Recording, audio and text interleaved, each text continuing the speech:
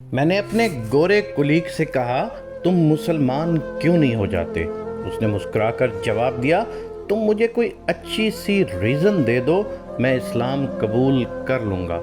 میں نے اسے اسلام کی حقانیت اور نبی اکرم صلی اللہ علیہ وآلہ وسلم کی زندگی کے بے شمار واقعات سنائے۔ میں نے ان لوگوں کا حوالہ بھی دیا جو عیسائیت، یہودیت، بدھزم اور ہندو مت چھوڑ کر مسلمان ہوئے تھے۔ میں نے اسے یہ بھی بتایا تم مسلمان ہونے کے بعد جنت میں جاؤ گے۔ وہ بڑی توجہ سے میری بات سنتا رہا۔ میں خاموش ہوا تو اس نے ہنس کر کہا ہماری کمپنی میں 2 درجن مسلمان ہیں، تو مجھے کسی ایک کا حوالہ دو جس کو دیکھ کر میں مسلمان ہو جاؤں۔ میں حیرت سے اس کی طرف دیکھنے لگا۔ وہ بولا تم مسلمان اگر مل کر بھی اخلاقی لحاظ سے ہمارے کسی کرسچن ساتھی کا مقابلہ کر لو تو میں مسلمان ہو جاؤں گا۔ وہ رکا اور اس کے بعد مجھ سے پوچھا کیا تم لوگ حلال کھاتے ہو؟ میں نے سینے پر ہاتھ رکھ کر جواب دیا الحمدللہ مسلمان حرام نہیں کھاتے۔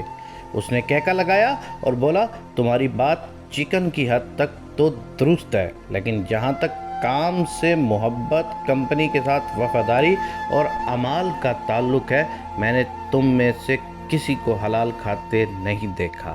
دفتر آنے کا وقت 9 بجے اور چھٹی کا وقت 5 بجے ہے، لیکن تم لوگ ہمیشہ 5-10 منٹ لیٹ آتے ہو اور جلدی نکل جاتے ہو، جبکہ میں روزانہ 8:45 بجے دفتر پہنچتا ہوں، اپنا سامان ڈیسک پر سیٹ کرتا ہوں، کوٹ اتار کر لٹکاتا ہوں، لیپ ٹاپ آن کرتا ہوں اور ٹھیک 9 بجے کام سٹارٹ کر دیتا ہوں۔ میں شام 5:30 بجے دفتر سے نکلتا ہوں، آدھا گھنٹہ اپنی چیزیں سمیٹتا ہوں، میز اور ڈیسک صاف کرتا ہوں، کرسیاں سیدھی کرتا ہوں، پردے سیدھے کرتا ہوں، لائٹس آف کرتا ہوں، دروازے لاک کرتا ہوں اور پھر دفتر سے نکلتا ہوں، جبکہ تم لوگ 4 بجے کام بند کر دیتے ہو اور گھنٹہ ٹہل ٹہل کے گزارتے ہو اور ڈیسک صاف کیے بغیر اور اپنی چیزیں سمیٹے بغیر نکل جاتے ہو۔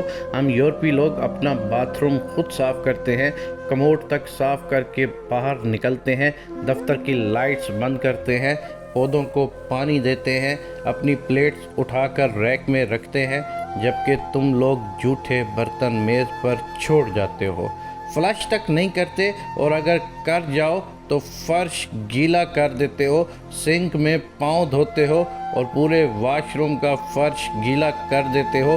میں نے آپ میں سے کسی شخص کو لائٹس بند کرتے نہیں دیکھا۔ آپ کے لوگوں کے ڈیسک پر میس ہوتا ہے، کوئی چیز ترتیب سے نہیں ہوتی، آپ لوگوں کے لباس پر بھی سلوٹیں ہوتی ہیں اور ہاتھ بھی گیلے ہوتے ہیں، آپ لوگ دوسروں کی طرف دیکھ کر مسکرانا بھی جرم سمجھتے ہیں، کام لٹکانا آپ لوگوں کی عادت ہے اور کام کے دوران گپ لگانا آپ لوگوں کا مشغلہ ہے۔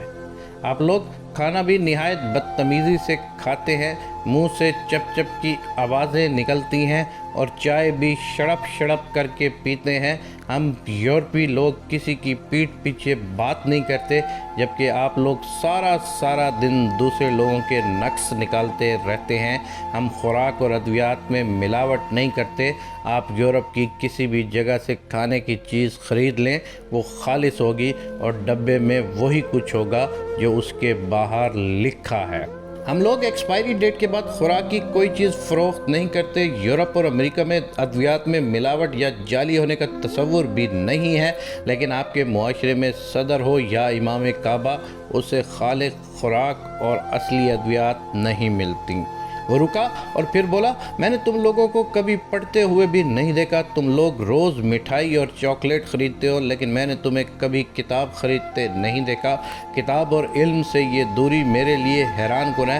ہم مرغی ہو یا گائے ذبح خانے میں ذبح کرتے ہیں، شہریوں کو اس کا خون نظر آتا ہے اور نہ ہی اوجڑی، جبکہ تم لوگ روز گلیوں اور بازاروں میں جانور ذبح کرتے ہو اور اسے نالیوں میں تڑپنے کے لیے چھوڑ دیتے ہو اور آخر میں اس کی آلائشیں چوکوں اور گلیوں میں پھینک دیتے ہو اور انہیں کتے، کوے اور چیلے بھنبھورتے ہیں۔ تم تنور پر چلے جاؤ یا قصاب کی دکان پر، وہاں مکھیاں اور کاکروچ تمہارا استقبال کریں گے۔ تم اپنے مولوی حضرات کو دیکھ لو، ان کا لباس گندا، حلیہ بے پرواہ اور پیٹ حدیں کراس کرتا نظر آئے گا۔ سوال یہ ہے کہ جو شخص اپنے 6 فٹ کے قد پر اسلام نافذ نہیں کر سکا، اس سے مجھے کتنا ایمان مل جائے گا؟ اور آخری بات، تم لوگ بچوں پر بھی تشدد کرتے ہو اور جانوروں کو پتھر یا ڈنڈا مارنا بھی اپنا فرض سمجھتے ہو، تو پھر تم بتاؤ میں تم میں سے کس کو دیکھ کر اسلام قبول کروں؟